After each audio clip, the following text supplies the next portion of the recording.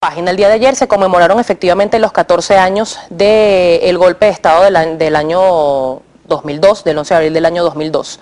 En el marco de estos actos conmemorativos hubo, por supuesto, el discurso central por parte del presidente de la República, Nicolás Maduro. Me quiero detener en este tema porque segundos después de culminado este acto se conoce la medida por parte del Tribunal Supremo de Justicia de la declaratoria de que no es constitucional la ley de amnistía. Sin embargo, hubo una ley de amnistía para quienes participaron en el golpe de Estado del año 2002. Le pregunto al defensor del pueblo, Tarek William Saeb, ¿hay amnistías buenas y amnistías malas? Bueno, en primer lugar, los buenos días para ti y los televidentes que sintonizan el programa hasta ahora. Efectivamente, en el marco de la legalidad, en el marco de la Constitución, en el marco de la autonomía entre los poderes, ocurren en democracia circunstancias como la que tú estás narrando, es decir, el Poder Legislativo hizo una ley de amnistía que tiene todo un procedimiento, vamos a decir así, por escala. Luego que ellos la promulgan, o mejor dicho, la firman como mayoría, en este caso la Mesa de la Unidad Democrática, pasa a un estudio del propio jefe del Estado que debería promulgarla. Él tendría el derecho de veto, como también la posibilidad de solicitar, como en efecto lo hizo, la revisión de la misma ante el TCJ en su sala constitucional. Es decir, no es un hecho solamente típico de Venezuela, es una circunstancia que puede ocurrir y que ha ocurrido en otros países. Pareciera que quisieran dar a entender que es un caso excepcional solamente nuestro, o sea, esto que hoy ha venido ocurriendo.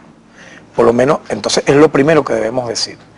Dentro de una democracia, dentro de un Estado de Derecho, estos procesos tal cual ocurren, primero una ley la aprueba una asamblea, luego pasa a su promulgación por el jefe del Estado, que podía vetarla.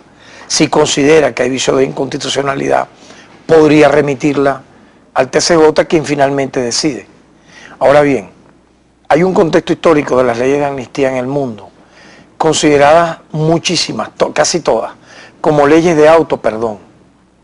Las leyes de amnistía han sido cuestionadas por organismos multilaterales. Yo voy a ver ahora, por ejemplo, qué puede decir la OEA cuando hay 4 jurisprudencias, entre ellas la de Trincado, por cierto, que ha sido ahorita juez en La Haya, que prácticamente demuele este tipo de leyes donde las víctimas, las que han sufrido la violencia, las que han quedado viudas, muchas mujeres, huérfanos, producto de hechos violentos, sea golpe de Estado, sea acciones violentas, en Venezuela conocidos como guarimbas, etcétera, quedan prácticamente en el aire porque son invisibilizadas.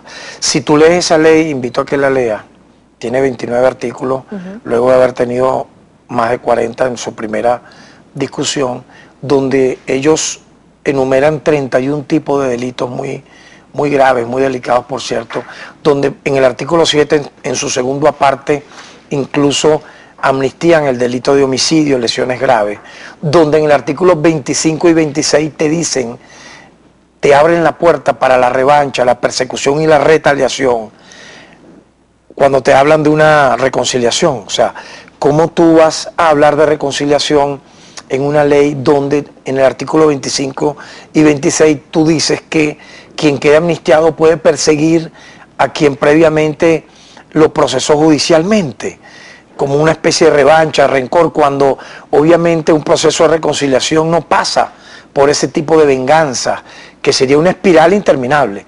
Por lo tanto, son muchos los cuestionamientos que esta ley ha tenido, y por cierto, el Movimiento Nacional de Derechos Humanos, muy, digamos, en los últimos tiempos, propensos a opinar de todo, han mantenido silencio sobre esta ley. Me llama mucho la atención, porque ellos saben que dentro de lo que es el movimiento mundial y nacional e internacional de los derechos humanos, este tipo de leyes que hacen un borrón de la historia, o sea, tú borras la historia, los hechos los borras y perdonas a quienes presuntamente cometieron hechos punibles. Entonces genera un precedente supremamente negativo. Ahora, yo quisiera darte una cifra muy importante. ¿Cuáles Tú son? sabes que por el tema de las guarimbas del 2014, recordemos, hubo 43 muertos, 800 heridos, mutilados muchos de ellos, bienes destruidos, el país paralizado durante febrero, marzo, abril, mayo, junio, daños irreparables a la sociedad. Hubo 3.351 presos. El Poder Judicial otorgó 3.310 libertades. Eso poco se dice. Pero también muchísimas libertades condicionales. Vamos a hablar de eso, si quieres, al detalle luego. Pero esas cifras poco se narran, se cuentan. Si me permites ahora, para tratar de rematarte la idea, en este año de gestión que llevamos en la Defensoría, junto al Poder Judicial, particularmente con el TCJ, la Defensoría del Pueblo ha coordinado, porque es el principio de cooperación entre poderes públicos, muchísimas medidas sustitutivas de libertad para personas vinculadas a estas acciones. Por ejemplo, la casa por cárcel para Daniel Ceballos, la casa por cárcel para Antonio Ledesma, la libertad condicional para el general Raúl Baduel, para Magalis Contreras, para Inés González, para Pablo Estrada, para Cristian Holdak, para Miguel Ángel Nieto, para Andrés León, para Jeremías Silva, para Gerardo Resplandor, para Douglas Morillo. Y así puedo ir contándote una cifra cercana a 15.